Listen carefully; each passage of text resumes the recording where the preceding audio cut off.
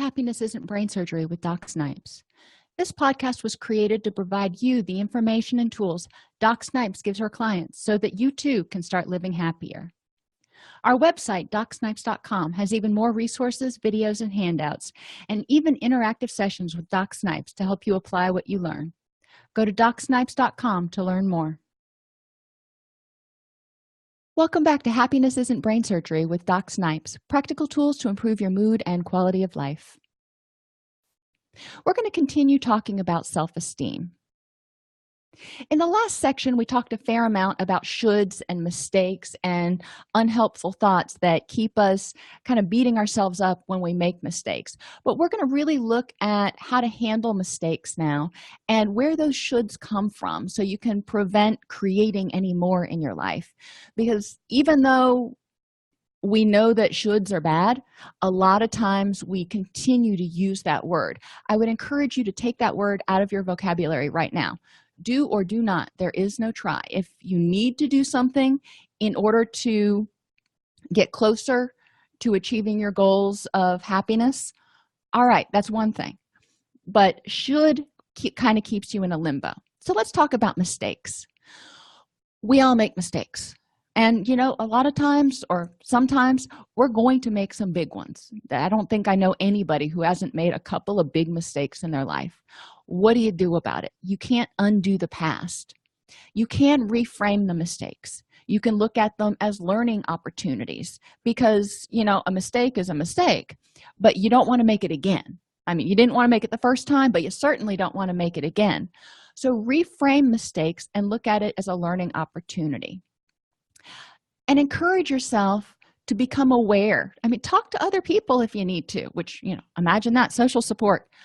Ask other people how they handled their mistakes because everybody makes mistakes. Everybody poops and everybody makes mistakes. So it's important to remember that you're not the only one. Yeah, this could be a doozy and it may take a little while to get over. I don't know what the mistake was, but you will be able to get past it and it will encourage you to accept the fact that what's done is done and work on looking at the next moment as an opportunity to improve and become better than you were 5 minutes ago. You want to become aware of when mistakes are big mistakes and when mistakes are little mistakes that you're blowing up into huge, big deals. Because a lot of times if you've got low self-esteem, you're probably very self-conscious. Every time you make a mistake, you think everybody saw and you think everybody's watching. So become more aware of not only the magnitude of your mistakes. So let the little ones go. We all make little mistakes here and there. Learn from them. Don't get me wrong, but learn from them and move on. The bigger mistakes you're going to have to deal with for a little bit longer, but become aware of in the big scheme of things, how frequently do you make mistakes? And in the big scheme of things, how frequently do other people make mistakes? Because again, everybody makes mistakes. Which takes us to raising your mistake consciousness. And that's really all about becoming more aware of the fact that nobody's perfect. You're not perfect. And what can this mistake, whatever it was, how can this help you grow into a more resilient person now? Sometimes, whether we make a mistake or not, we're going to experience criticism. And, it happens. Sometimes it's constructive, sometimes it's not, but you got to be able to deal with it. We've been talking up until now about your own internal critic, but sometimes criticism comes from the outside. So what do you do with that if somebody criticizes you or gives you, quote, constructive feedback? Well, let's look at the myth of reality. Everybody's reality is 90% perception and 10% fact. So what they may see as a big mistake based on their perception, based on what they know, based on their perspective, it may look like a big mistake to them. But from your perspective, it may not be.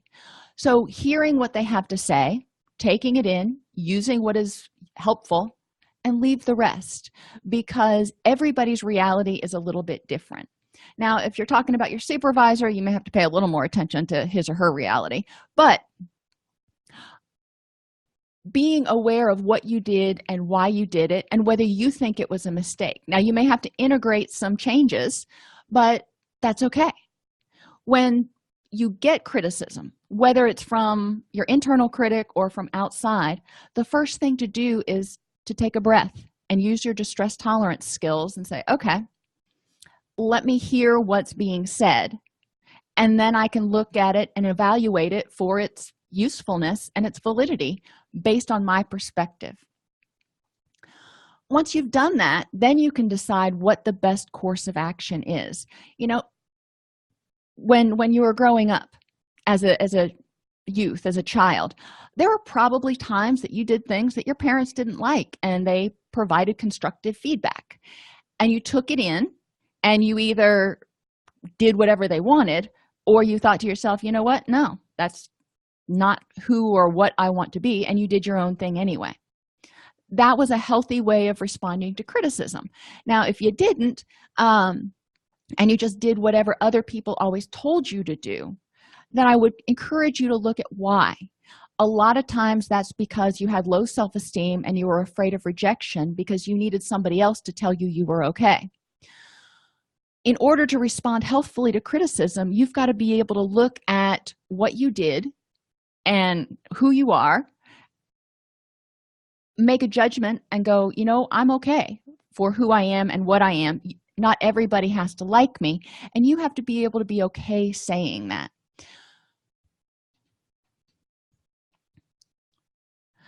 Another thing that is important in self-esteem, like I said, a lot of times people with low self-esteem will do whatever other people tell them to do to avoid rejection.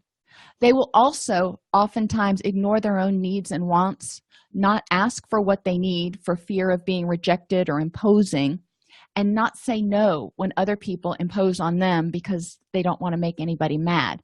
They need to keep everybody around to validate that they're okay. An important part of developing self-esteem is to be able to recognize that your needs and wants are legitimate.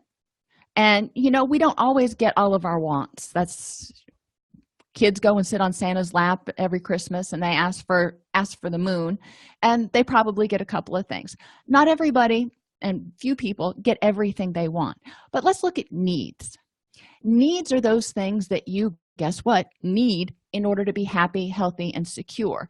And we call these kind of legitimate needs. These are things that in order to achieve your goals of happiness, you need in your life. You need rest, you need relaxation, you need stable finances, you need social support, you need, the list goes on. These are legitimate needs. And on a day-to-day basis, these needs may vary a little bit. Maybe you've been sick, but you've got to move. So you need some help moving because you don't have the energy to do it all on your own. That's a legitimate need. Now, wants are a little bit different because they're kind of like icing on the cake. Wants are things, yes, it would be ideal if you had 8 of your friends come move for you when you're not feeling well, but really you only need 1 or 2 people to help you get your apartment cleaned out and move to your new house. You want to look at the differences between needs and wants. Do you need every single person to like you?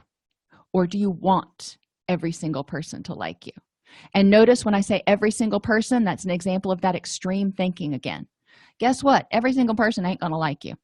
So it's important to look at who is it that you need, what relationships are really important to you in your life. And when you start identifying these things, it's going to be important to start communicating them. And people aren't used to you communicating your needs and wants, so they're going to be a little taken aback at first, probably. So it's important to create a win-win when you start telling people what you need and asking for what you need and setting boundaries and saying, you know what, I can't do that right now. And one of the best ways to do this is create a win-win. So if you tell somebody no, but you can propose an alternative, I can't help you move this weekend, but next weekend I can help you clean up your old place. You're providing an alternative, one that helps you maintain your boundaries and get your needs met, but it also gives some to the other person. Another way of creating a win-win is if somebody you're in a relationship with does something that you don't like, you can ask them, not to do it, but put out the carrot. Don't assume that they can connect the dots. Put out the carrot that it would help me feel a lot less stressed and be less irritable if you called when you were going to be late, or if whatever the issue is. Why is this in self-esteem? Because people with a good self-esteem don't feel like doormats. And when you feel like a doormat, then you tend to start to get angry and resentful at other people. And then that pushes them away. And you wonder, well, why don't people like me? And then you get even more angry and resentful. Then you start questioning yourself, thinking, well, maybe I'm unlovable. So it's really important to feel okay about yourself and project that to other people. Yeah, there may be somebody who likes 90% of you, and there's just one part about you they just don't like. That's okay. Do they have to like you, everything about you all the time? Do they have to agree with every opinion all the time? No. Again, extreme words. What is it that you need in your relationship? So I would encourage you to make a list of things that you need in order to feel happy, healthy, and secure, and move towards those things that are important to you. And then you can have another list of wants. That's kind of like your bucket list there. Needs are things that you've got to get done, though. Once you figure out what those needs are and where you want to go and what your happiness goal looks like, then it's important to start setting goals. In order for me to feel good about myself, maybe there's this thing out there, for me, I want to publish another book. So that's one of the goals that I have out there on the horizon that's important to me. All right, well, that's a good goal. Is that helping me move towards the things that are important to me in life? And yes, so it's worth my effort. So now that I know what that ultimate goal is, then I start to say, all right, how can I make my goals specific, measurable, achievable, realistic, and time limited? Well, instead of just saying a book, then I figure out what the book's going to be on, about how long it's going to be, and I set a realistic time frame for completing it. Then I make a commitment to do it, and the commitment can be with myself, but it's often helpful when you make commitments to share it with somebody else who can be a good cheerleader for you. And then create blocks to achieving that goal. So I'm not going to sit down one day and write an entire book. That's just not even realistic. So create certain blocks. The first day I write the sketch outline. The next week I write chapter 1. The next week I write chapter 2. So then I can see that I am making adequate forward progress. Maybe one of your goals is to get in better shape. Well, that's great. So what is the first thing that you need to do in order to get in better shape? And that could be buy tennis shoes. The second thing would be start going to the gym and walking on the treadmill for a mile. And then the next week, maybe it's 1.25 miles. So you're seeing small incremental improvements. If you do things slowly and methodically, they're going to last. If you do things like full bore and all of a sudden, the chances of them being permanent changes are slim. Another goal some people have is the ability to manage their emotions. So again, figure out what that looks like for you and what you need to do to manage your emotions. One of them could be starting to learn to practice mindfulness every day, and then starting to learn a new distress tolerance skill once a week, and noticing how your mood improves as you move towards that ultimate goal. When you start achieving your goals, you're going to start being able to look yourself in the mirror and go, "Atta girl," or "Atta guy, you did it."